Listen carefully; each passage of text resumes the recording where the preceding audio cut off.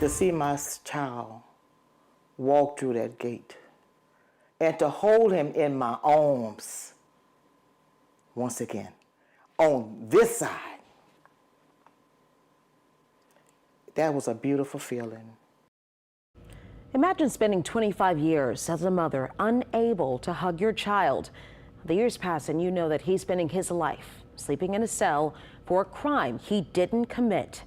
Well, that's one family story tonight, and dozens of families over the last few years in Louisiana. Thanks for joining us, everyone. I'm Sharice Gibson. And I'm Devin Bartolotta. It's a symptom of what the Innocence Project calls a broken system. In all, the Innocence Project New Orleans has helped 53 people leave prison, 4 of them just this year. Eleanor Tabone sat down with a family who experienced the pain of being apart and have finally been reunited. God's strength.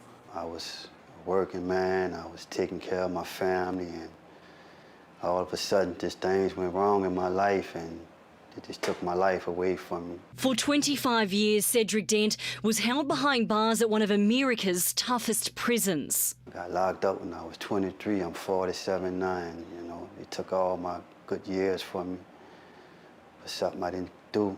Monday, after more than 2 decades, he was exonerated for a crime he didn't commit. Just helped me regain my freedom back. In early September 1997, there are reports of 2 people arguing at the Old Jackson supermarket.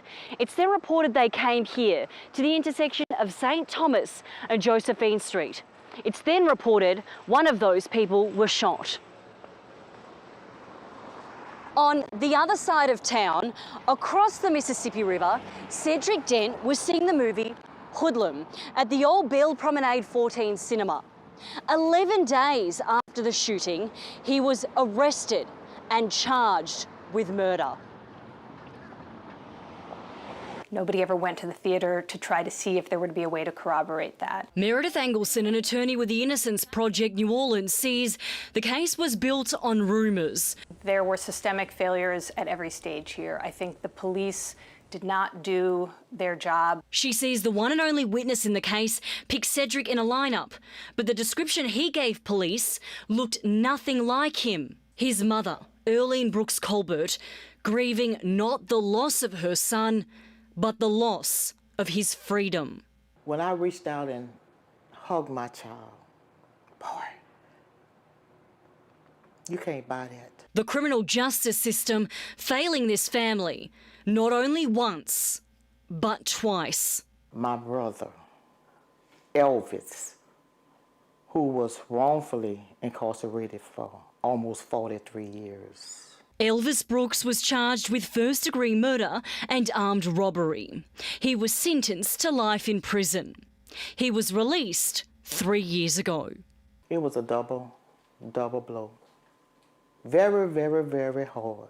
The family suffering a combined 68 years of wrongful conviction in state custody. When Cedric was locked up, he left behind a 2-year-old daughter and a 7-month-old son.